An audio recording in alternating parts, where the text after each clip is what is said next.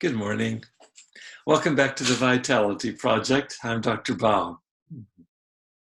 Yesterday, we offered you an exercise that you could practice on your own, and it was an exercise in remembering. You recall that we've been focusing on how is it that we can articulate in our own voices our own experiences of hitting bottom, especially around addiction. And the goal was to frame this in terms of how each one of us might quite likely have been doing our very best just to cope, even if it was an active addiction. To cope with what? To cope with past trauma and loss.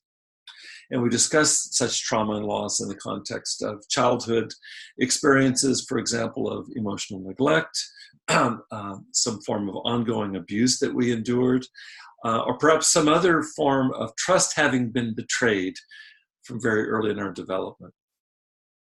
What I'd like to do today, and in the next several podcasts, is to add further layers to this exercise.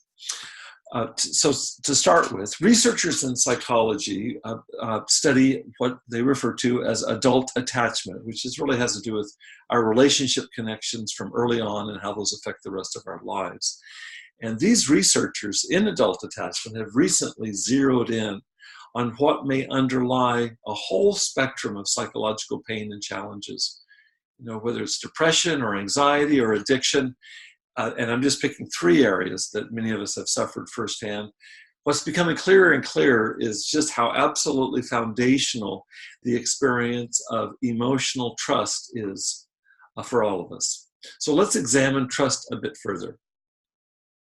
When a child is born into the world, what's apparent is that that child is extremely vulnerable to the complexity of that world beyond any other species on the planet. It's to navigate that complexity, the child needs someone, ideally a parenting figure, to first of all be trustworthy, someone who can be relied upon for safety and much more.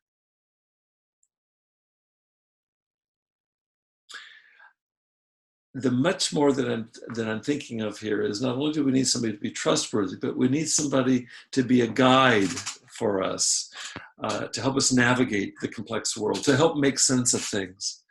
Let me ask you a question today. How did this go for you in your own development? Did you have a parenting figure who was trustable?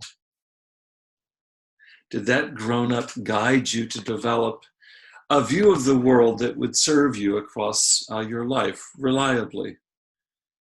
On the other hand, perhaps you've encountered limitations, and what kinds of limitations might you have run into here? I'd like to invite you to come back tomorrow as we continue to expand on our journey into this very key topic of trust, and we'll be tying this in to addiction and recovery as it unfolds. Thanks for joining me today. I hope you have a good day.